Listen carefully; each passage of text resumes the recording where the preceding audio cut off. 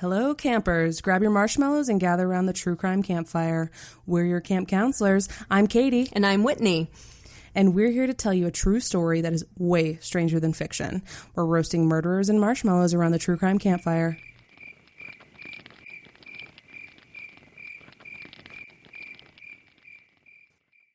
Teacup Poisoner Graham Young began his creepy career when he was still a child, slipping poison to members of his family.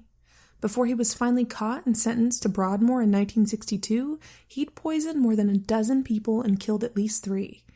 Family, coworkers, friends. And he didn't stop even after he was incarcerated. A couple of his fellow inmates at Broadmoor fell victim to his deadly chemistry too. Then there's Dr. Michael Swango, one of the most prolific serial killers in American history. He started young too. When he was just a kid, he created a scrapbook full of gory newspaper clippings about accidents and murders. And once he started poisoning, he didn't stop until hundreds of victims lay in his wake. Poisoners fall in love with poison, with watching from a distance as their victims sicken and die. The power is intoxicating. The fact that they can stay hidden in the shadows with the power of life and death in their hands. We're about to tell you 2 stories about 2 very different poisoners. This is Toxic. Case 1. Poisonous Mind. The Murder of Peggy Carr.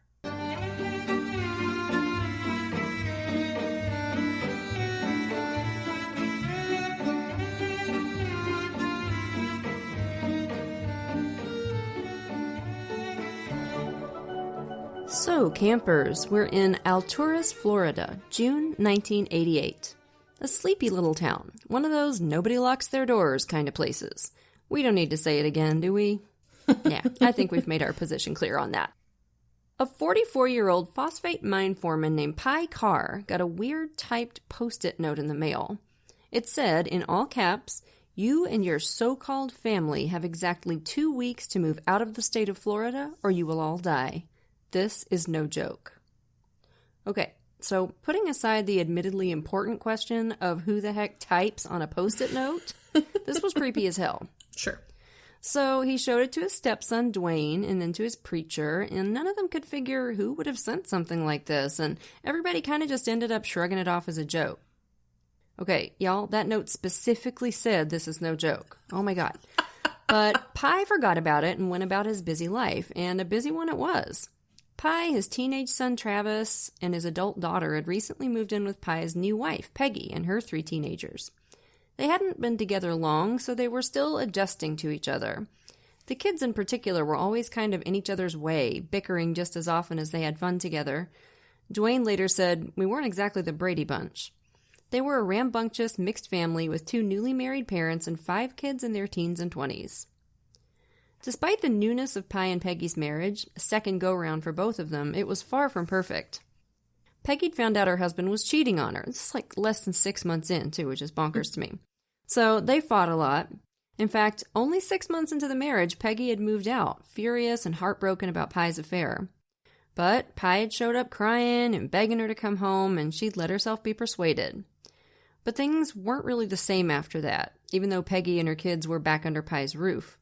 So, by the time this weird post-it arrived in the mailbox, things at the Carr house were kind of in turmoil, just kind of simmering. Peggy and her daughter Sissy worked as waitresses at a diner, and one day Peggy was working her early shift when she started to feel sick. She'd been trying to get over what she thought was probably a flu, so she figured maybe she just wasn't through it yet. She told Sissy she wasn't feeling well, so Sissy relieved her from work. Peggy went home to lie down. Later that day, Dwayne found his mother on the couch. She was acting disoriented, and she was in excruciating pain all over. She was hurting so badly she couldn't even speak. But Peggy knew sign language because both her parents were deaf, so she kept signing to Dwayne, "My chest, my feet, my joints, please help me." So they rushed her to the hospital, and by the time she got there, she couldn't even open her eyes. They admitted her and started a battery of tests, but nobody could figure out what was wrong. But they gave her fluids and pain meds and nausea meds, and after a while she started perking up and feeling better. They asked her 100 questions, did you eat anything different? Could you have drunk some bad water? But there were no obvious answers. The doctors, and prepare to roll your eyes so hard that they plop out your ears on this one, thought maybe her symptoms were psychosomatic. Yeah, there it is. The favorite diagnosis of doctors who can't immediately solve the problem themselves. Well, I can't figure it out, and I went to Harvard Med School. It must be in your head, you silly bitch. That'll be $500. Bye. Yeah, I wonder which part of the Hippocratic Oath tells doctors to call their patients liars. I know, right? You don't know your own body. Anyway, I have to go pretend I'm in charge while the nurses do all the work. Bye! That is scorchingly accurate. But anyway, she started feeling better, so they released her. She settled in at home with her family taking care of her, and within hours, she was down again. Her feet felt like they were on fire. A pins and needles feeling like when your foot goes to sleep, but magnified 1,000 times over. Excruciating. God, that sounds awful. So Peggy was rushed back to the hospital. Then, within a day or so, Peggy's son Dwayne and Pi's son Travis, both 16, started feeling that same awful burning in their feet. These were big, corn-fed kids with high pain thresholds, and they were just sobbing in pain. Ugh. They were admitted to the hospital right alongside their mom. And now, don't you know it, the doctors were starting to wrap their heads around the idea that something might actually be happening here. In fact, they started to wonder if the family had somehow been poisoned.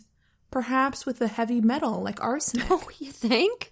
You know, we seriously need more true crime nerds in the medical profession, because if I'd been one of those ER docs, on the first night Peggy came in, I'd have been like, talk screen, stat. Now somebody bring your damn husband in here, because I'm going to get a confession out of this motherfucker if it's the last thing I do. Like, we would not be messing around in my ER. No, absolutely not. Then Peggy's hair started falling out. And for one doctor who had expertise in toxicology, that rang a bell. He told the staff, we need to test them for thallium. Thallium. Colorless, odorless, and not found on standard toxicology tests. It was once a common ingredient in rat poison, but it was banned for household use in the 70s because of how insanely fucking deadly it is. Yeah, thallium is terrifying. Thallium, in other words, is not to be messed with. And it's not easy to lay hands on either. When the lab tests came back, it was official. Thallium. In all 3 of them. Twice as much in Peggy's system as the other 2. And even though they had the answer now, they weren't sure Peggy would make it. On the day her test results came back, Peggy slipped into a coma. Over the next few days, Travis and Dwayne both lost their hair, and Travis had to be put on a ventilator. Ugh. The doctors were working hard to try to stop the damage and save this family, but the thallium seemed to be winning. Who the hell would do this to a family? That was a question for the police, of course, so the hospital called them in. Detective Ernie Mincy's first order of business was to figure out how the killer got a hold of the thallium. Outside of a few specific industries, it's not accessible to lay people. They also sent CSIs to test everything in the car house for thallium, just in case it was something environmental. They tested the well water, plus hundreds of items in the house, but everything came up negative. Until they discovered an 8-pack of glass Coca-Cola bottles under the sink. 4 of them were empty. The empty bottles contained traces of thallium. There it was. Bingo. And this is so creepy. When they questioned the family about who bought the Cokes, everyone was like, not me. Ugh. And Peggy's kids said it wouldn't have been her. Peggy was addicted to Pepsi, so she wouldn't have bought Coke. Maybe one of their friends brought it over? Maybe. So, obviously, the detectives were now investigating an attempted homicide, and Peggy's doctors told them it was likely to be a murder investigation before long. They'd done their best, but Peggy was not long for this world. She just had too much of the poison in her system. It had done too much harm. And soon the doctors had to tell Peggy's family that there was nothing more they could do for her. She had no more brain activity. They had to let her go. And that was that. This kind-hearted, loving woman who adored her kids and worked so hard for them was gone forever. It hit her kids like a freight train. They just couldn't believe it was happening. Product tampering is a federal crime, and the first thing the investigators needed to figure out was whether that was what was going on here. They were worried that maybe the cars were the guinea pigs for a larger scale attack still to come. Now, the unsolved Tylenol poisonings in Chicago, which is one of the creepiest cases you'll ever research in your life. Yeah, and it's still unsolved, by the way. And those were still fresh on everybody's mind at the time, so they called in the FBI for help. But fortunately, the FBI investigators soon found that the bottles of Coke had been individually opened, then poisoned, and then carefully resealed, a time-consuming task if the poisoner was trying to make the bottles look unopened, which they did. Not something you could really do on a large scale. So it didn't look like this was a product tampering like the Tylenol poisonings after all. So what did that mean? Well, someone had obviously targeted the cars specifically. So Pye was, of course, the first suspect. He was out of town on a hunting trip when Peggy's symptoms started, which was a little too convenient, and Dwayne, his stepson, was immediately suspicious. Dwayne knew about the cracks in Pye and Peggy's marriage, he knew about Pye's infidelity, and he also knew about something else that got the investigators' antennae vibrating. Pye had taken out a rather large life insurance policy on Peggy shortly after they got married, and Peggy didn't know about it until recently. And when she found out, totally by accident, she was scared. Yeah, this is where we start screaming during the horror movie for the heroine to get out of the house. Yeah, exactly. So the investigators were interested, but, as they looked into it more, they couldn't really settle on the idea of Pye as the killer. I mean, Pye's son Travis was incredibly sick. He had to be ventilated, and Travis and Pye had a really close relationship. Why would he take the risk of killing his own kid? In fact, further testing revealed that Pye had ingested thallium himself. Now, anybody who knows enough about chemistry to know what thallium can do would not have risked poisoning himself with something that gnarly. So Pye was beginning to fade a bit as the prime suspect. So then who the hell was it? Well, the cars never locked their doors, so that technically meant that anybody could have snuck in and left those poison cokes. That being said, it was a busy home. There were 7 people there, so for someone to sneak in, they'd have to be close enough and careful enough to monitor the comings and goings of a big, blended family. They'd have to know everybody's routine. Investigators quickly ruled out the family, but then a witness came forward with an interesting lead. They said there had been some friction between the Carrs and their next-door neighbors, a married couple named George Trapal and Diana Carr, no relation to Pye and Peggy. The Trapal Carrs came across as eccentric.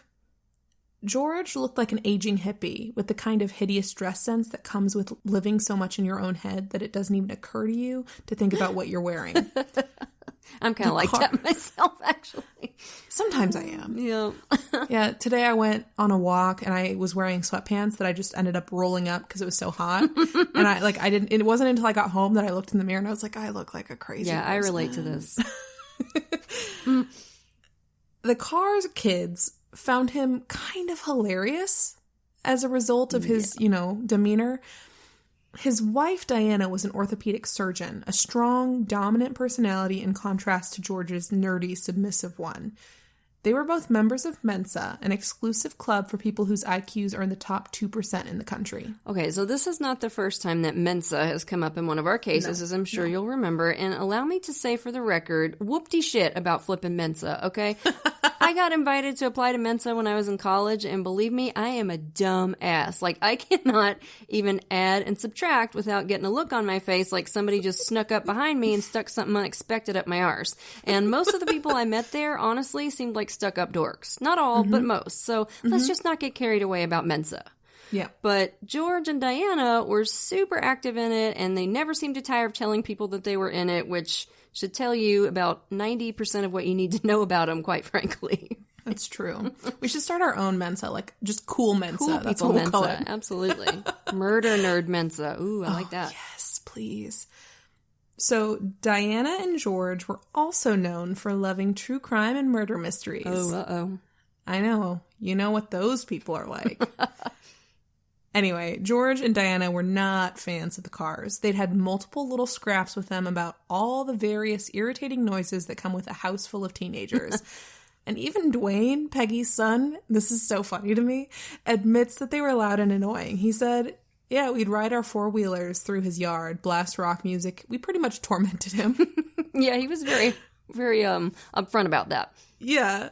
And so the police's witness said that days before Peggy got sick, she and Diana got in a shouting match about the kids' loud music.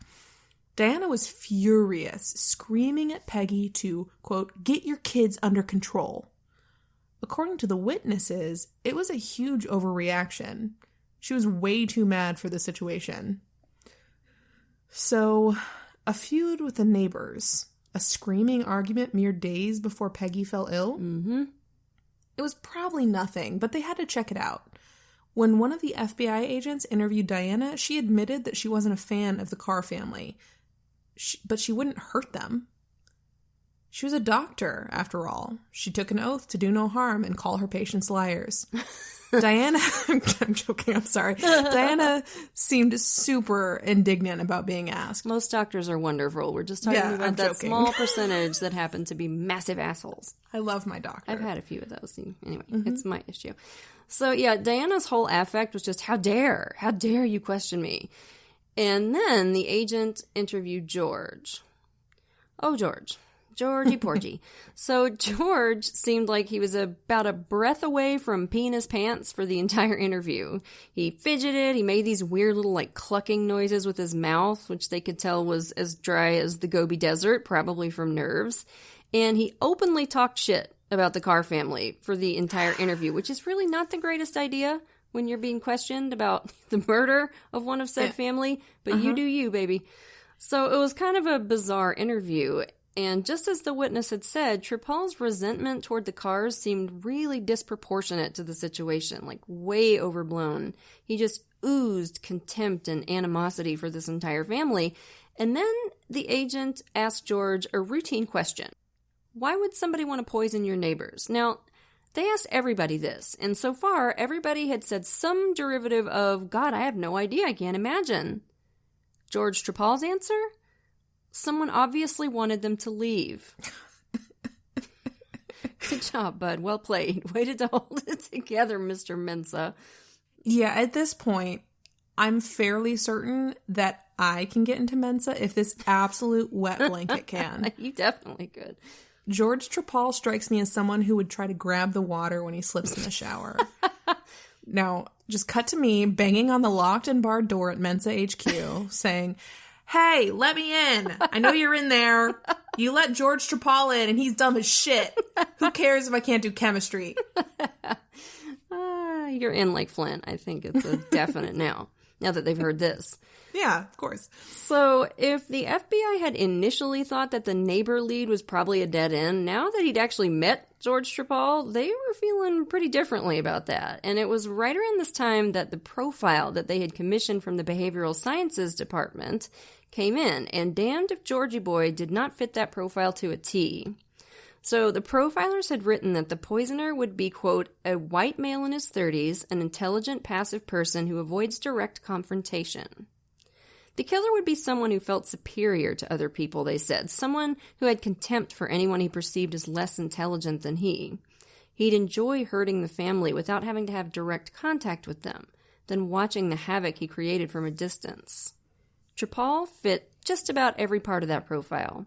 He was 40, not in his 30s, but close enough. He was a self-taught chemist and a self-described computer programmer, although he wasn't currently working a real job. Yeah, I'm a self-taught surgeon, Whitney. Do you want me to perform your appendectomy? Please, it's actually super inflamed. How soon can you get here? Give me a few hours. George had also done some time in prison in the 70s for, wait for it, making meth for a drug ring. Yep, he was the Walter White of a meth lab. And he was totally unapologetic about it, too. Like, while he was locked up, he told other prisoners that he had every intention of going right back to cooking meth once he got out. Now, why is this important? Well, one of the items used in cooking meth happens to be thallium. This is definitely something we should be putting in our bodies, right? Jesus. So any self-respecting, self-taught chemist would know exactly what it is and what it can do. But in his initial interview with the FBI, Georgie told the agents he had no idea what thallium was. Just, thallium what? I have no idea. Dumbass. So, despite all that, George's friends rushed to his defense when they spoke to the FBI. George couldn't be capable of this. George was a Buddhist. He loved his cats. He saved bugs and spiders from certain death. He respected life. Oh, he's a Buddhist, and no one religious has ever done anything wrong ever. It's impossible. Yeah, tell that to the folks who lived through the Spanish Inquisition, but okay. And this was interesting. One friend told the agents that years earlier they'd baked some cookies laced with hallucinogens for a road trip, then offered them to hitchhikers. And these poor hitchhikers would freak out because of course they would, and George just thought their reactions were hilarious. And apparently this was something George enjoyed doing on the regular. So, wow, that's a psychopath move. What was it again? George has so much respect for life? Yeah, I would venture to guess that he respects the lives that don't interfere with his. The lives that haven't incurred his contempt for not being smart enough for him. Yeah, just go fuck yourself, Walter Scheidt. I find it telling that he saved insects and loved cats, so clearly he viewed the cars as lesser beings than bugs and other animals. Mm-hmm. Rather than exonerating him, I think the, oh, he's a Buddhist line only serves to make him more monstrous. By now, Dwayne and Travis had recovered and come home from the hospital. And when Dwayne found out they were looking at George Trapal as the possible suspect, Dwayne was knocked sideways. He said, God, I love Dwayne so much. Every line he says in every interview I've seen is so fucking funny. Dwayne I don't is know unintentionally if he means hilarious. Yeah, I don't know. I don't think he means it to be funny, but it's so funny. He said, I just thought he was a nerd. He's not like that. He wouldn't do this. And he's got this real southern accent. He's like, I just thought he was a nerd. And it's like, you sound, oh, Dwayne, you are so funny. But the FBI were hot on the trail by now, but they didn't have any proof. Certainly nothing they could use to get an arrest warrant. They were going to need to get creative. They knew George was smart, which, sure, whatever. So they decided to send a detective undercover to earn his trust. They chose Detective Susan Gorick. Susan was smart, well-read. She'd have no trouble fitting in at a Mensa meeting. And she was unassuming, laid back, and easy to talk to. They thought she was exactly the type George might open up to. When will murderers learn to listen to Drake? No new friends. Oh, friend. New friend. I'm the smartest boy. Everybody wants to be my friend. It's always an undercover officer. It's always. Anytime you're under the microscope for a murder, trust no one. Trust no one. So this began a nearly year-long undercover mission for Detective Gorick. She and her team regularly went through Trapal's garbage. They put an undercover on the back of the garbage truck, actually. His job was to mark the bag from George and Diane's house so they could go through it later. And then in April, George and Diana organized a murder mystery weekend for the Mensa nerds. And Detective Gorick knew that this was her in. She signed up for the murder weekend under the alias Sherry Gwynn. Sherry was a shy woman trying to escape an abusive husband. Little bit of a kitten with a wounded paw vibe to play on George's desire to seem like a big, strong man. Blech. Attendees of the event showed up at a hotel for the weekend, were assigned names and scripts, and role-played through the murder plot, which actually sounds like so much fun. I'd totally be into that myself as long as it was done right. I would be all over that.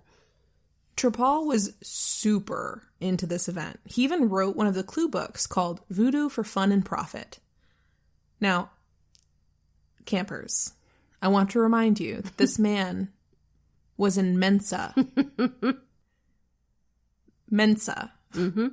In this book, he wrote for his murder mystery weekend within months of being questioned about a poisoning death by the FBI. He wrote, most items on the doorstep are a neighbor's way of saying, move or else. Again, may I say, sir, well played, my man. Good job. What the hell was he thinking? Unbelievable. He just thought he was so clever. This, of course, reminded the investigators of the threatening Post-it note Pi had received shortly before the murder.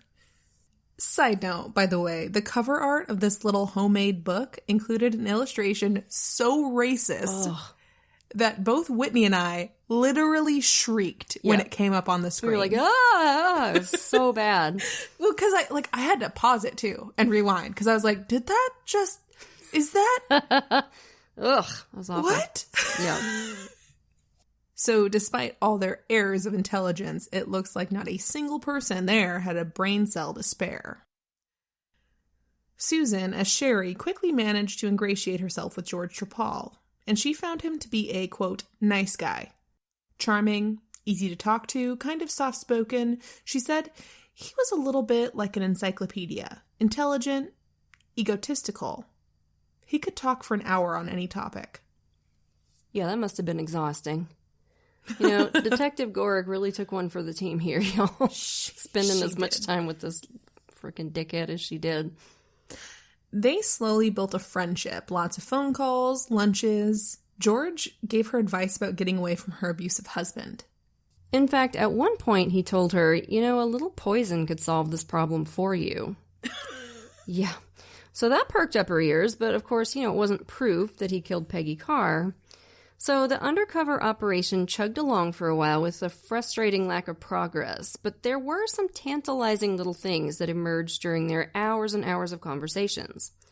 Once, as they sat at a park eating lunch, Trepal told her that he thought of himself as a divided person. He said, "There's a bit of my brain which I call the watcher, because it just sort of sits in the background and really understands what's going on, and if anything of interest occurs, it alerts the rest of me." Well, that's not just all kinds of flippin' creepy or anything. So creepy. And slowly, Detective Gorick, a.k.a. Sherry, realized that George actually hated people who he decided weren't as smart as he was. Underneath that soft-spoken personality, he was a narcissist who not only needed but demanded control. Susan came to believe that Trepal saw the family next door as chaos, something that was out of his control. He couldn't take it, so he sought to contain it, control it. Unfortunately, she still didn't have any proof. And then, one day, she overheard George say that he was planning on selling his house, and she immediately knew that this was her chance. She said, "Oh, you're moving? I'm looking for somewhere to live." And soon after that, Susan, as Sherry, moved into the Trepal Carr's old house, and unbeknownst to George and Diana, she brought along a few roommates. Some detectives and CSIs, and they didn't need a search warrant since Detective Gorick, as Sherry, was a paying tenant. And it didn't take him long to find a small vial in the garage stuck toward the back of a dusty shelf.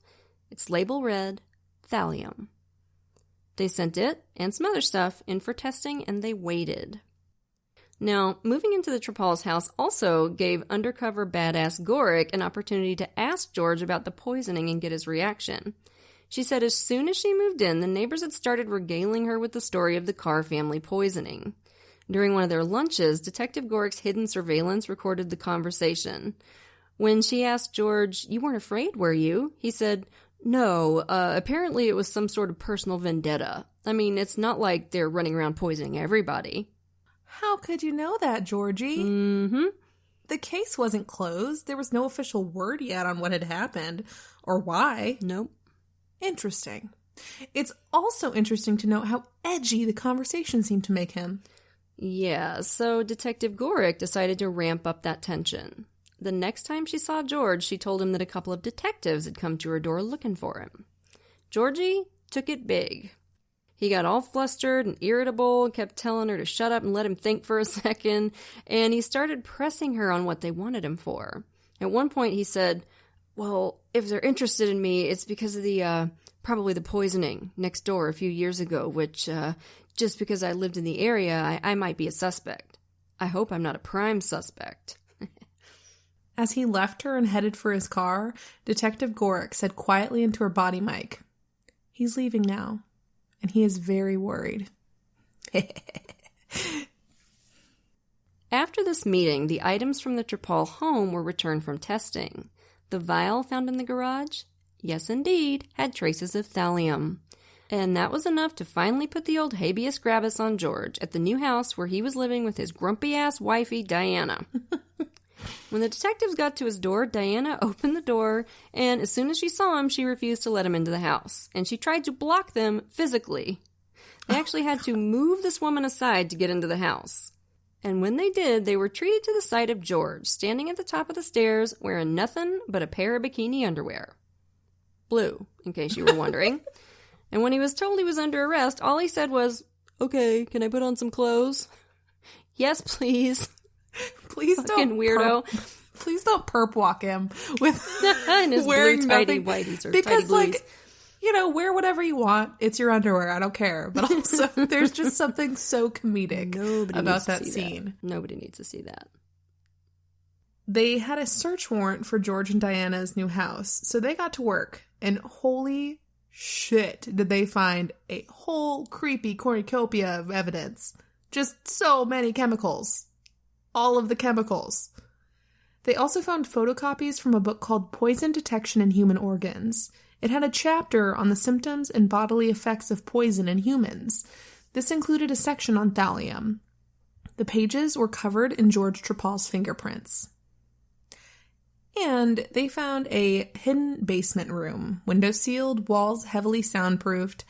In the middle of the room was a table with stirrups, like what you'd find in a gynecologist's office. Ugh. They thought it looked like a torture table. Yeah, and what it probably was, in fact, was a BDSM table, because they also found a bunch of sex toys. But no shade on BDSM, but that thought is horrifying enough if you've ever met George and Diana, because these people are unpleasant. Yeah, but at the end of the day, it was just another layer to the fascinating onion that was George Trepal. The fascinating and rather stinky onion. So stinky. That was Georgie boy. On April 7th, 1990, George Trepal was charged with first-degree murder and 6 counts of attempted murder for the murder of Peggy Carr and the poisoning of her family. He was held without bail. The prosecutors wanted the death penalty. The defense was worried that George's eccentricities would alienate him from the jury. They thought he might come across as a bit smug, because, you know, he is. You think? Although I'd argue a bit smug is an understatement akin to calling World War II a little dust up. So, unsurprisingly, given those concerns, George never took the stand, but the jurors still watched him. He struck them overall as cold. He did occasionally smile, but there was nothing reassuring about it. It seemed as reptilian as the rest of his facial expressions. The jurors said there was something about his face that made them mistrust him almost on sight. It reminds me a little of Principal J. Smith from season 1, doesn't it you? Oh, definitely. Yeah, him and his creepy goat eyes. Mm-hmm. The state did a good job of narrowing the scope of the suspects. They said they started with the whole world as suspects, and through the evidence, they would show the jury how it could have only been George. Undercover goddess Susan Gorrick took the stand to present her findings, including surveillance video that showed her discussing the poisoning with him. The defense argued, or whined, let's say, that the investigators were persecuting poor Georgie because of his weird personality. God. Which, okay. I have a weird personality. Same. I like bones as decor and anime, and I have what is probably a disturbing amount of research about murder and body disposal methods on my computer at any given time. But people like me just fine. I like you. In fact, I'd argue that they find me charming and eccentric. If people as a whole don't like you, it's you, not them with the problem. Yeah, and every time I've seen any of his friends go on TV to talk about him, like, they seem insufferable, too. Like, I just want to punch him on sight. Every last one of them I've ever seen. They're the type of people that would, like, you go see a movie and they're like, but you didn't really understand it. Amen. Precisely. So the defense argued that it didn't make sense that a genius would leave behind so much evidence. Well. Is that an admission that he might not be a fucking genius? Also, book smarts aren't the end-all be-all of intelligence. I've never been accused of murder and I'm not a genius. All right, let me tell you something. Smart people do dumbass stuff all the time in these cases. Geniuses who get caught immediately are a dime a dozen in true crime, and I think there are a couple of reasons for that. So first of all, it is harder than you think to commit the perfect murder. You have to think of everything. The investigators, all they got to do is get lucky once, but you have to be impeccable, and that is not an easy ask. And secondly, people are cocky, especially smart people who are also narcissists like George. George assumed that he was the smartest person in any room he was in, and I just don't think he could conceive that a bunch of small-town cops could suss him out. How'd that work out for you, sugar? So his defense attorney, this was charming, also implied that Diana could have been the one who poisoned the cars, but that theory fell flat when put up against the FBI profile of the killer. Diana was, as you've probably noticed, a force to be reckoned with. When she had a problem with the cars, she went right over there and screamed at them. George was the quiet one, the passive one, much, much more the profile of a poisoner. So the jury deliberated for just 6 hours. They found George Trepal guilty on all counts and sentenced him to death. He would have the choice between two methods of execution. One was the electric chair, the other, ironically, was lethal injection. Death by poison. Trepal appealed, but all his appeals have thus far been denied, and he still sits on death row today, writing a prison newsletter for Mensa, full of brain teasers and other such stuff. I wonder how many of his fellow inmates are Mensa members who screwed up their murders, too. His friends have gone on TV more than once to defend him and insist that he was only convicted because he was different. Shut up, nerds. Anyway, his wife is still an orthopedic surgeon in Florida, so if you're down there and you need your bones worked on, watch your ass.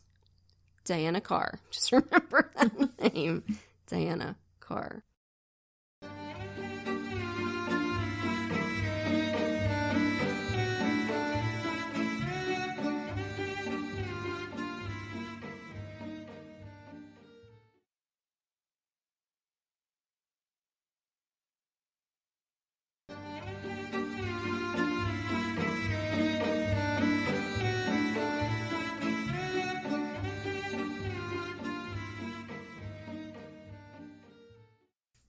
Okay, moving on to case 2, Ruthless, the story of Stacy Castor.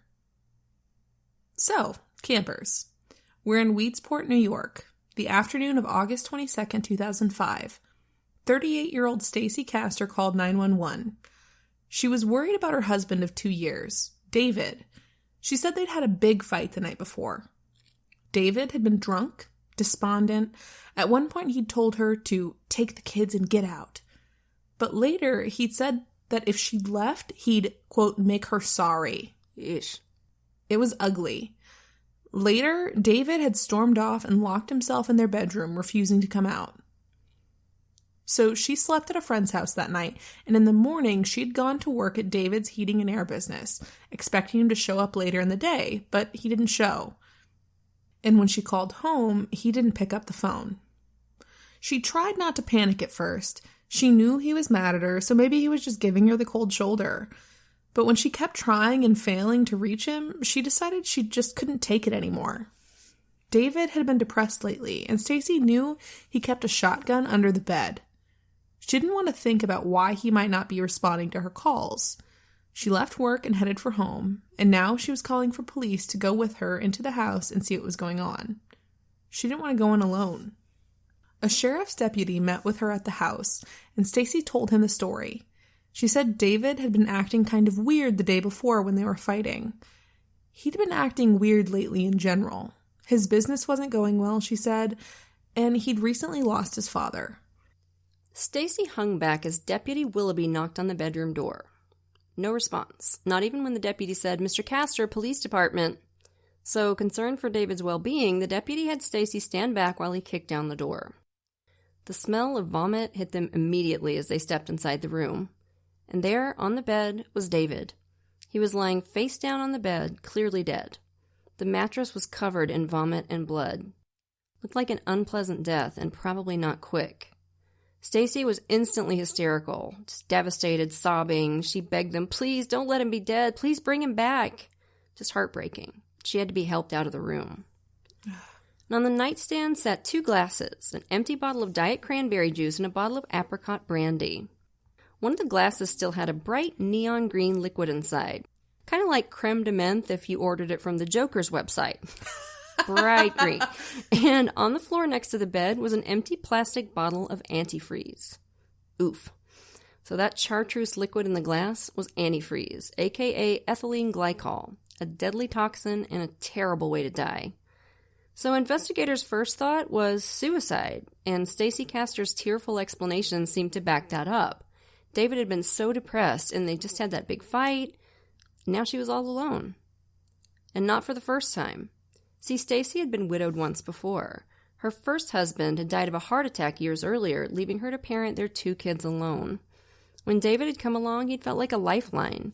Now here she was, going through this nightmare for the second time. Stacy was 18 when she met her first husband, Mike Wallace, at a bar. He was there that night with a friend, and charmingly, the friend suggested they bet on which one of them could take Stacy home that night. That's the kind of thing that makes a girl feel really special. So special. What a beautiful story. Mike won, obviously. And at 26, he was quite a bit older than Stacy, but he was a party monster, and the two of them hit it off right away. Mike was all about the fun life, and for a while there, he had a little bit too much fun. So much, in fact, that he served some time in prison for DUI. He had some problems with drugs, too, but by all accounts, that stint in jail finally woke him up. And once he and Stacy had their first child, a daughter they named Ashley, Mike became a different, much calmer guy. He was still the life of the party, just not the type to stagger out drunk at the end of the night. In fact, he was more fun to be around now that he was getting his shit together. Mike and Stacy made it official with a wedding in 1990. Their second daughter, Bree, was born a year later. Mike worked at a commercial HVAC company, and Stacy worked in billing for an ambulance company. They were a close family. They spent a lot of time together. Mike stopped drinking and seemed to be taking his health more seriously. Everything was clicking along nicely. But then, on January 11th, 2000, 11-year-old Ashley came home from school to find her dad unresponsive and struggling to breathe on the couch. No. She called her mom at work and said, "Mom, Dad's making funny faces." She was confused, and she knew something was wrong, but she was just a kid. She didn't understand that he couldn't breathe. She just told her mom, "Maybe you should come home." So Stacy did, and once she got there and realized how serious the situation was, she called 911. But sadly, by the time the EMTs arrived, Mike was gone. Despite his age, only 38, 3 ER doctors told Mike's family that they felt sure he died of a heart attack. They asked Stacy if she wanted an autopsy, and Stacy said, "Oh no, I'm sure it was a heart attack, just like you said. No autopsy necessary." I mean, an autopsy is an upsetting thing for a family member to contemplate, after all. Sure. So Mike was buried on this family plot, and that was that. A horrible loss for those 2 little girls. Stacy took them to Disney World right after Mike's death to try and cheer them up. And now, Stacy was a single mom. She struggled to keep the relationship with her daughters while working to keep the bills paid. Ashley later said her mom wasn't really around much in those days. As the slightly older sibling, she was the one who looked after her sister Bree. She said, "I did all the things my mom was supposed to do." Aww. Sounds like a stressful, kind of lonely life. And then it went on like that for a little while. But then, in late 2001, a mutual friend introduced Stacy to David Castor. Despite looking enough like him to pass for his brother, Stacy definitely had a type. David was pretty much Mike's opposite. He owned his own HVAC business. He didn't drink or party. He was a straight-laced guy, outdoorsy, loved being outside with the people he loved. So to a single mom with 2 daughters to raise, all of that meant stability. It might not be super sexy. You know, you're not going to see it play out in the movie starring Rachel McAdams and Ryan Gosling, but to Stacy, David Castor looked pretty much like a life raft in the middle of a churning sea. Please, give me a man that pays his bills on time over a whirlwind any day. Amen. Whirlwind means drama, and drama means emotional ups and downs. Ryan Gosling can kick rocks. Except not really, because he seems nice. Call me Ryan. Lord have mercy, she's hitting on Ryan Gosling. Somebody come get her. So, David was recently divorced, and his son was grown and out of the house, so he was lonely, looking for love when he met Stacy. And it shouldn't surprise anyone to hear that he and Stacy hit it off pretty quick. And in 2003, they made it legal. And for a while, for Stacy at least, it was a fairy tale. Kind of a mundane suburban fairy tale, but a fairy tale nonetheless. Stacy started working as David's office manager at the heating and air business, and they seemed to have a really good relationship. Ashley and Bree were a little less enthused about the situation. They didn't like David at first, which is understandable, right? I mean, he's not their dad.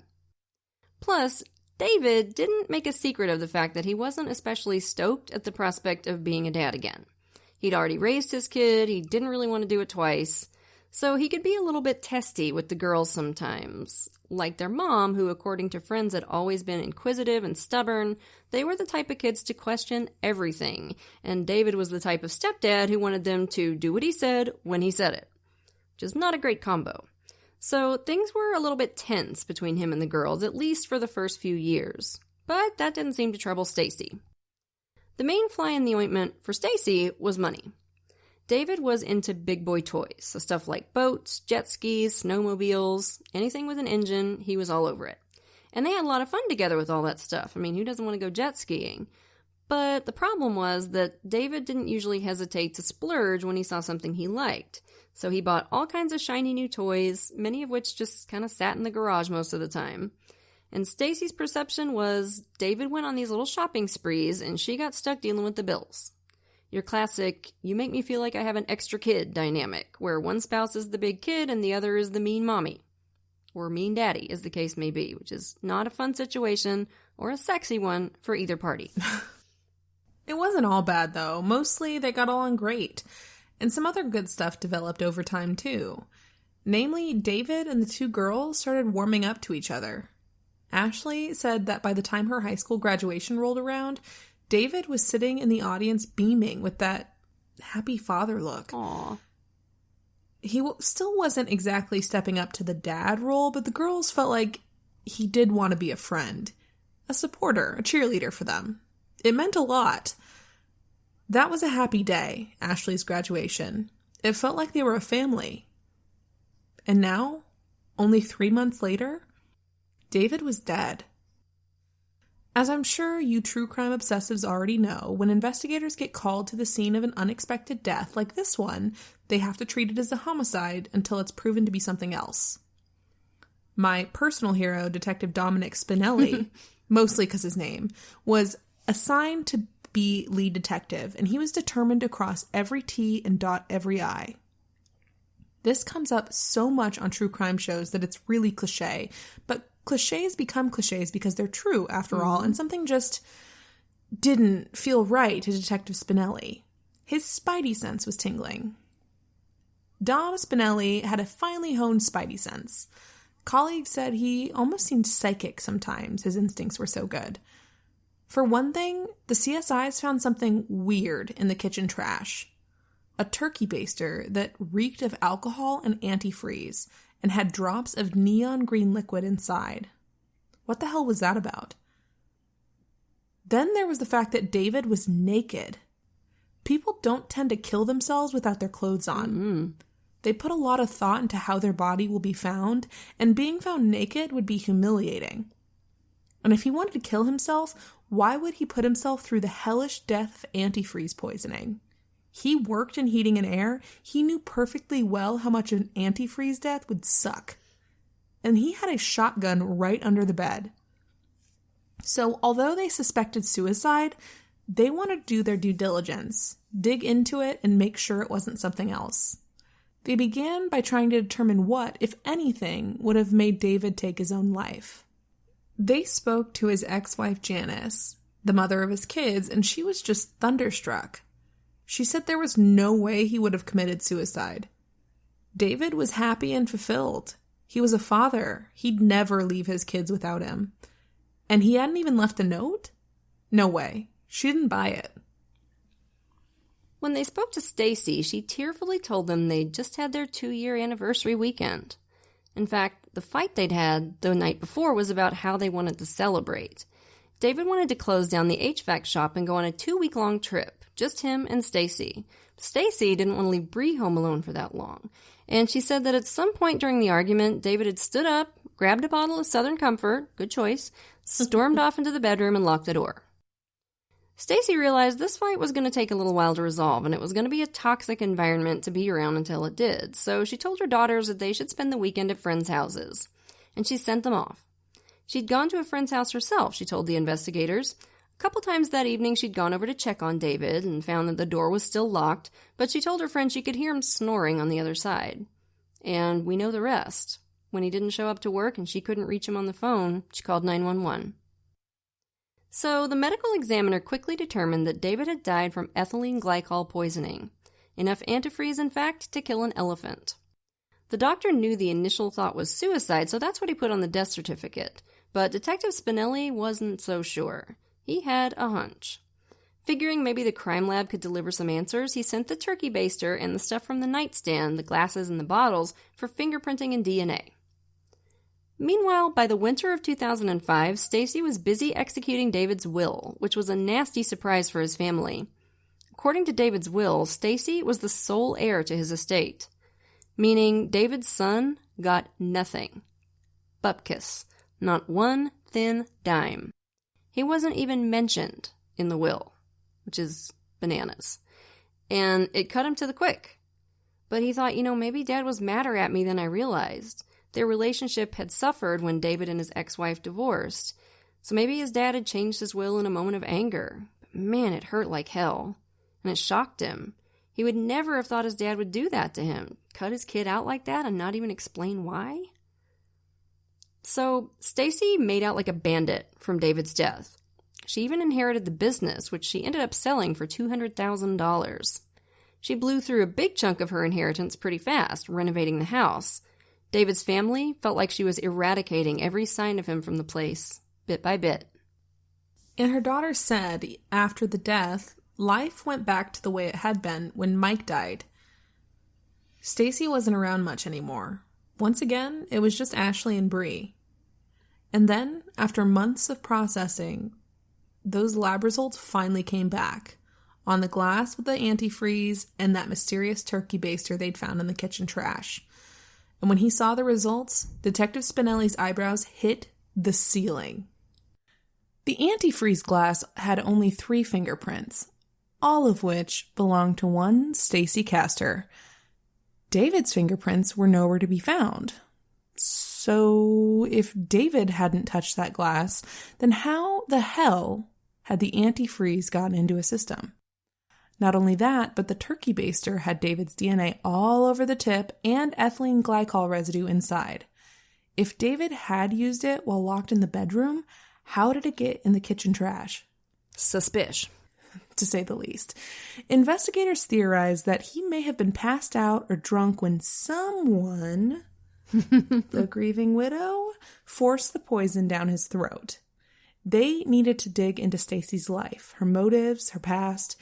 And when Spinelli went to try and interview Stacy's first husband and found out he died of a, quote, heart attack around the age of 40, that spidey sense started vibrating again. The old Spinelli spidey sense. Mm-hmm. Time to dig into Mike Wallace's death. And when I say dig, I mean that literally. They had Mike's body exhumed. And when they got to the cemetery to do so, after fighting through a lot of red tape that took about a year, they did a double take. Stacy had buried second husband David right next to first husband Mike, with her name on both headstones, which is just nucking futs. Like what? Yeah, that's bonkers. that's just creepy as hell. Yeah. I don't know any other. Oh Lord. One of the investigators who was there that day had the fleeting thought, what the hell is she doing? Starting a collection? Yeah, exactly. The sight of those 2 headstones side by side, each marked with Stacy's name, gave him a little chill. The weirdest thing to me about this is that she put her name on both headstones. Because, your first husband dies, you bury him. Your second husband dies, where do you put him? That's the question. Sure. But was she going to pull a King Solomon and cut herself in half post-mortem so she could rest eternally with both of them? You could, theoretically, I suppose. A little gruesome, but... And when they got Mike's body to the medical examiner for an autopsy, they realized they'd gotten lucky. Mike was amazingly well preserved, enough that they could still ID him by fingerprints. Wow. And when the ME completed the autopsy, Mike's cause of death was clear as day. Not a heart attack, not even close. When they opened his body, they immediately noticed what looked like veins in a gold mine. Crystals. The telltale kind created by ethylene glycol toxicity. Yep. Mike was full of antifreeze. Interviews with his family made it all make sense in hindsight. For weeks leading up to his death, Mike had been feeling awful. He was staggering, exhausted, sick to his stomach all the time. One time he just vomited right on the coffee table like he was sitting next to Ashley and, just with no warning, just threw up all over the place. And these are all symptoms of slow, gradual antifreeze poisoning. Stacy's friends said she'd been talking about wanting to leave Mike after the holidays. She suspected he might be cheating on her. Okay. Point of order to the individuals that wait until after the holidays to murder their spouses, because we see this a lot. Yeah, it's really weird. They're like, oh, we don't want to ruin the holidays. It will still ruin Christmas for the kids. Of course. It will ruin the entire month or season for them. Forever. Yes. You're not being merciful. You're being a twat. Just get a divorce. It's less traumatizing in the long run. Yeah, I love watching hitman stings, where somebody's trying to hire somebody and they end up, of course, getting an undercover cop instead. And there was this one where this woman, and I remember this vividly because she was wearing a Batman t-shirt. And I'm like, man, you don't deserve Batman comics. Anyway, so she was sitting there talking just matter-of-factly as can be about wanting to kill her husband. And they had kids together and everything. And she wanted to make sure she did it after Thanksgiving so that the kids could have one last Thanksgiving thank with God. their dad. God bless her. Like, oh, aren't you, your pin a rose on you. You're a doll. Are you serious right now? Good God. God. So, investigators now felt sure that Stacy Castor had murdered both her husbands. They just needed to prove it. So they brought Stace in for an interview, reassuring her that they just needed her help with some paperwork to close out the case. They didn't tell her they'd exhumed Mike. But this didn't seem to reassure Stacy. She usually came across as very articulate, very intelligent, but she was edgy as hell just from the very start of this interview. Chain smoking and kind of jiggling her leg and saying stuff like, I have the death certificate, what's this all about? Not good. Baby girl was losing her grip. Yeah, remember, Stacy Castor Oil, you can change the manner of death on a death certificate if new evidence comes to light. Yeah, and it got worse. At one point, seemingly at random, she told the detectives about a show she'd watched on TV where a woman killed 2 of her husbands with antifreeze. Well played, Stace. Way to hold it together, girl. When you're under suspicion for killing your husband with antifreeze, most definitely make sure you bring up watching a TV show about that very thing. Just so they know exactly where you got the idea, right? And the interesting thing was, she mispronounced antifreeze every time she said it. She said anti-free. And it was so weird that both the detectives in the room remembered it and made note of it. Anti-free. So the detectives didn't keep her too long that day. They'd had an ulterior motive for bringing her in the first place. See, they'd gotten a warrant to tap her phones. And this interview was just a way of kind of priming the pump, getting Stacy nervous so she might start making incriminating phone calls. They just wanted to plant a tiny little seed of fear in her mind and then turn her loose. As soon as she left the police station, she started making calls. But unfortunately for the detectives, she didn't say anything incriminating. In one call to a friend, she said, "It scares the living shit out of me because I didn't do this." But at least they could tell they'd made her jumpy. That was good. And then they ratcheted up the pressure. On Wednesday, September 12th, the investigators showed up at Ashley Wallace's college to ask her about her mother. More specifically, they told her what they thought her mother had done. And Ashley, God bless her, was pissed. She didn't believe a word of it. She thought they were being lazy, accusing her mother just because they, quote, couldn't figure out why David would kill himself. Oh, bless her heart. And here's the thing about that. Rarely do people need a reason to kill themselves. Oh, absolutely. Yeah, that's not really how it works, is it? I find her phrasing here really interesting because the police don't need a reason either. If it's suicide, they're usually pretty quick to close the case. This should have told Ashley that they knew something that she didn't. But the trust of her mother ran deep enough that she made this excuse. So if they were hoping to get some intel from Ashley, those hopes were quickly dashed. They listened in on a call where Ashley indignantly told Stacy about the detectives coming to her school. To your school? Stacy was the quintessential angry mama bear. How dare they upset you like that? It also came out in this conversation that they told Ashley about the exhumation of Mike's body. Ruh-roh. And the antifreeze they found in his system. Stacy must have shit a brick. Yep. And then 2 days later, the wiretaps caught something else. a 911 call from Stacy requesting an ambulance. "It's my daughter Ashley. I think she tried to kill herself." Ashley had overdosed on pills. Her younger sister, Bree, had found her unresponsive and breathing shallowly. When the detectives heard this call, the hair on the backs of their necks stood up. The spidey senses were blaring now. Yeah, Detective Valerie Brogan actually said that monster tried to kill her daughter. Wow. Yeah. They immediately rushed over to the Castor house, where they found the sad remnants of Ashley's overdose. The scene bore an eerie resemblance to David's death scene. An empty bottle of vodka, 4 empty pill bottles, vomit on the bed. And then they found the note.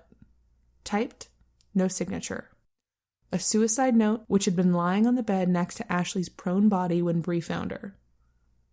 The note, written almost totally without capitalization or punctuation as one long sentence, read in part, "Mommy, when you read the letter, just remember I love you and everything I did is because I love you. I'm sorry all of this is happening to you, but now everyone is going to know what really happened, and they know it wasn't you, it was me. No one was ever supposed to know about Daddy. I told you when Daddy died it was all my fault, and it was Daddy doing things you never knew about. He was drinking, he was smoking pot again, too. He was mean to you and to me, and he only ever loved Bree.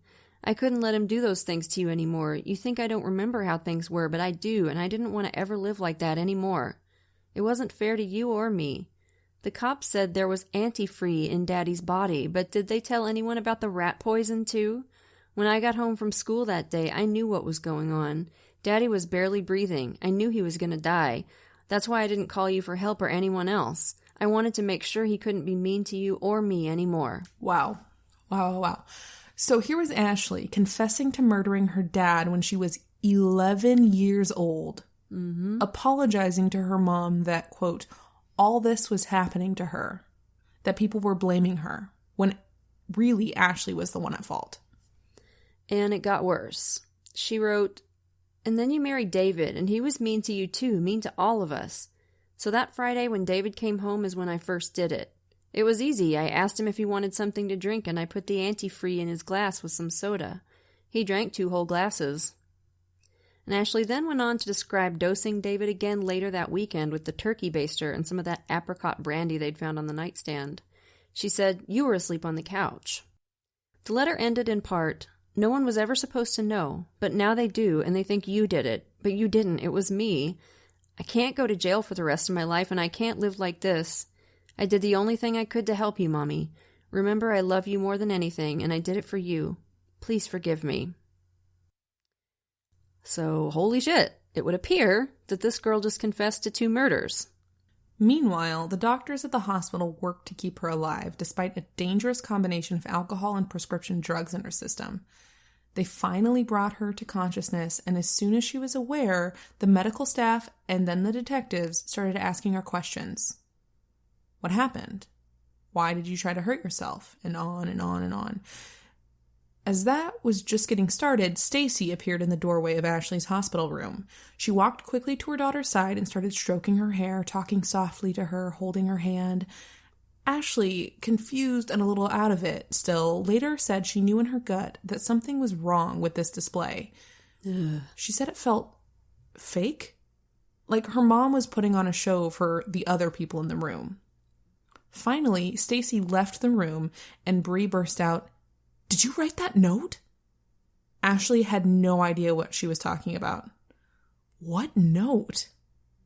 Bree told her, and Ashley, baffled to her core, just kept saying, No, I didn't write any note. What are you talking about? Of course I didn't kill Mike or David. What is going on? The last thing Ashley remembered before waking up in the hospital was having a few drinks with her mom that afternoon. Ashley had been telling her mom about her conversation with the detectives at her school the day before, and suddenly Stacy said, "You know what? We've both had a hard week. Let's get drunk." This was odd. I mean, this wasn't a typical mother-daughter activity for Stacy and Ashley, but Stacy seemed excited about the idea, and Ashley didn't want to disappoint her, so she said, "Sure, okay." Stacy mixed some vodkas and Sprite, which that's literally the most basic white girl drink in the world. God. No. And handed Ashley a glass. She just said, "Keep stirring. Make sure it's all mixed. So Ashley did, but the drink tasted disgusting. She kept saying, Mom, it's gross. But Stacy insisted she finish it. Just drink it real fast. Ashley did what her mother told her, and the last thing she remembered was falling asleep and waking up in the hospital, getting interrogated by doctors and detectives. What must it have been like for this girl to realize what all this meant? I mean, what must that have felt like to a girl who had loved and defended her mother and got mad when the detectives suggested that her mother might have done something bad, only to understand now that her mother was a viper, a liar and a fake and a murderer. Mm-hmm. Her mother had tried to kill her and frame her for her own crimes. I mean, I imagine there were some tough moments for Ashley once all of that sank in, but bless her heart, she came out the other side of it determined to help the prosecution stop her mother before she hurt anybody else. Another little tidbit of info emerged right around this time. A friend of Stacy's admitted to one of the investigators that she'd helped Stacy forge David's will, the one that left his whole estate to her and cut out his only son. I hope it reassured David Jr. to know that his dad didn't really cut him out. Regardless, it was habeas corpus time. The detectives picked her up for the first-degree murder of David Castor and the attempted murder of her daughter Ashley. The prosecution's argument at trial was that Stacy was motivated by money. David's spending on all his big boy toys was cutting into the profits from the business, and Stacy couldn't stand watching him spend all that money. And the defense, in one of the sleaziest moves I think I've ever seen in 20 years of true crime, pointed the finger at Ashley, Stacy's own firstborn child, who, by the way, was 11 when her dad died. Wow. Not that this trial was for Mike's murder, because it wasn't, but still, I mean, according to that suicide note, she'd murdered her dad in cold blood at that age. So I guess the theory was Ashley was the bad seed or something. It's just unbelievable. Yeah, I don't even know that I knew what antifreeze was at that age. I'm sure I didn't. Let alone that it was deadly. Like, I remember one time I was like, because I lived in a cold climate, my mom was like, oh, go warm up the car. So I went to the garage and turned on the car without putting up the garage door. And I was like, I thought I was being clever because I was like, oh, it won't let the cold air in. It'll be extra warm. And my mom comes in and she's like, you know that'll fucking kill you, right? Are you trying to kill us? And yeah, it was stupid. I'm in 6th grade, whatever. Kids don't understand shit like that, is what I'm saying. No, they don't understand death. I can't believe the defense used this strategy. I think it's just all they had. Yeah, kids who murder are way more likely to use a weapon to murder. Mm-hmm. And they're more likely to kill another kid. Yeah. They especially don't go after adults that are like 3 times their size. Not usually, no. Budding psychopaths usually pick someone smaller than they are. Sure, of course. The prosecution, of course, called Ashley as a witness, and she said, her heartbreak written all over her face, that she had nothing to do with her stepdad's death. She hadn't written that note. She hadn't tried to kill herself. And a forensic tech investigator testified about a forensic analysis they'd done on the computer on which Ashley allegedly wrote the note. The timestamp on the file showed that the note had been written while Ashley was at school in the presence of multiple witnesses. There was no way she could have written that bogus confession. Also, a linguistic analysis of the note revealed some interesting stuff. The linguist testified that the language in the note mirrored Stacy's own language from her initial interview with the detectives. And remember antifreeze? Mm-hmm. Whenever antifreeze came up in the note, it was spelled exactly the same way. Yeah, bitch can't spell antifreeze. Lord have mercy. On top of that, using the timestamp from the letter file on the computer, the investigators went back and checked the wiretaps for that day and time. And lo and behold, Stacy had made a phone call right around the time the letter was written, and they could hear typing in the background of the call. Yeah, smart. They'd also tested the cocktail of drugs that Ashley had in her system. Hydrocodone, diet pills, sleeping pills, vodka. I mean, there was a ton of stuff in there. So obviously that was why Stacy kept telling Ashley to stir the drink so that the pill powder didn't settle. She wanted to make damn sure her daughter got all those drugs into her system. She wanted to make damn sure she died. So Stacy took the stand in her own defense, as narcissists so often do, and I know it will shock you to hear that she went over like a lead balloon with the jury. Just cold and unemotional, even when describing her own daughter's alleged suicide attempt. And it was a really stark contrast to Ashley's testimony, which was very tearful and emotional. So it didn't do her any favors. And after 2 days of deliberation, Stacy was convicted of second-degree murder and attempted murder and sentenced to 25 years to life for the murder, 25 for the attempt on Ashley's life, and 4 for the forgery of David's will. She was ordered to serve 51 years of that sentence before parole would even be on the table as a possibility. So basically, you're not going anywhere. You're going to be carried out of here in a body bag. Mm-hmm. During sentencing, certified badass Ashley confronted her mom. She told her she hated her. She told her she'd betrayed her and her sister and their dad and David, and as far as Ashley was concerned, this was goodbye forever. Her mother was dead to her now. And this stone-cold bitch continued to play innocent and point the finger at her daughter until, mercifully, she died in prison in 2016 of a heart attack. So, karma's a bitch, Stacy. And so were you. So that was a wild one, right, campers? You know we'll have another one for you next week. But for now, lock your doors, light your lights, and stay safe until we get together again around the True Crime Campfire. And we want to send a shout out to a few of our newest patrons. Thank you so much to Leah and Sarah. We appreciate you to the moon and back. And if you're not yet a patron, you're missing out. Patrons of our show get every episode ad-free, at least a day early, sometimes more, usually more actually, plus an extra episode a month and a free sticker. We've also got these rad enamel pins while supplies last for patrons in the $5 and up categories. So if you can, come join us. You can follow us on Twitter at TC Campfire, Instagram at True Crime Campfire, and be sure to like our Facebook page. If you want to support the show and get access to extras, please consider becoming a patron at patreon.com/truecrimecampfire.